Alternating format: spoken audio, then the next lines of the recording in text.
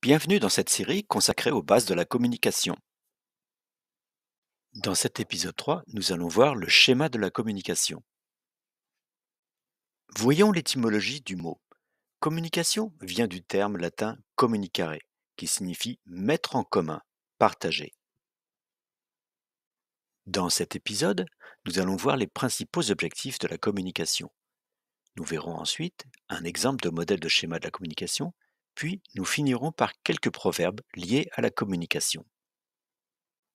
Les objectifs de la communication sont divers et variés. Ils dépendent des situations rencontrées. On peut citer parmi tant d'autres se présenter, faire découvrir sa personnalité, accroître l'image et la notoriété de son entreprise, faire passer une information ou transmettre ses connaissances. Dans toute situation de communication, on peut distinguer plusieurs facteurs. L'émetteur est celui qui envoie un message. Le récepteur est là où les personnes à qui s'adresse le message. Le récepteur est aussi appelé destinataire du message.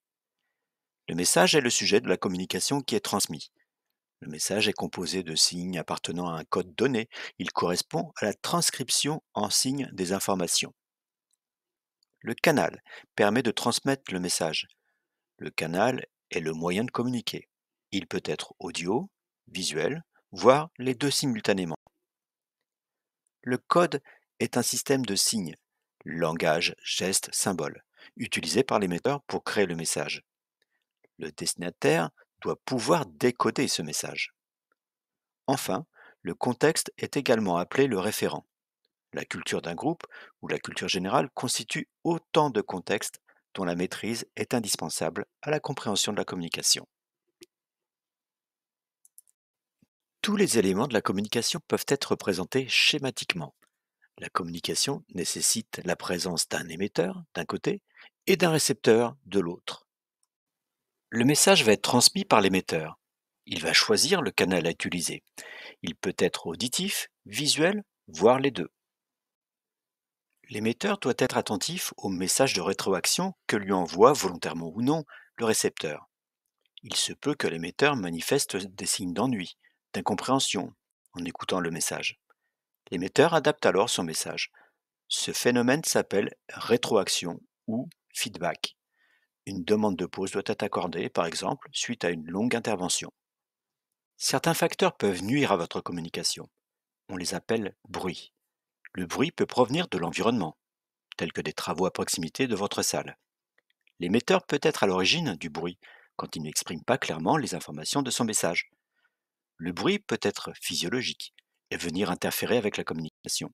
L'émetteur ou le récepteur peut souffrir d'une migraine, par exemple, ce qui peut l'empêcher de se concentrer sur le message.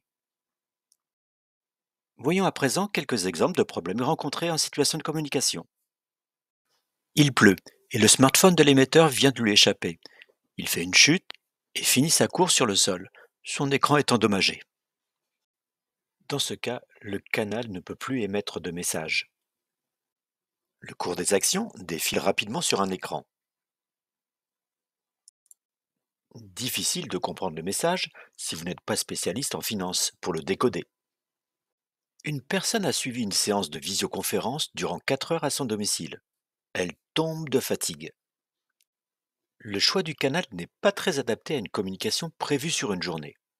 La communication à distance ne favorise pas non plus l'écoute attentive et durable.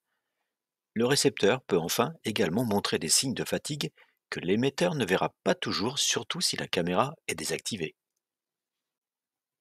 Il y a des travaux dans la rue et la personne n'entend pas du tout ce que lui dit son responsable. Les travaux effectués provoquent un bruit physique qui est un frein à la communication. Et maintenant, faisons place à quelques proverbes liés à la communication. La communication est l'art de se faire comprendre, d'après Albert Schweitzer. Quant à Michel de Montaigne, il pense que l'amitié se nourrit de communication.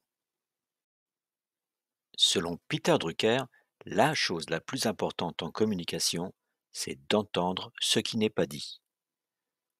Quant à Montesquieu, il pensait que l'histoire du commerce était celle de la communication des peuples.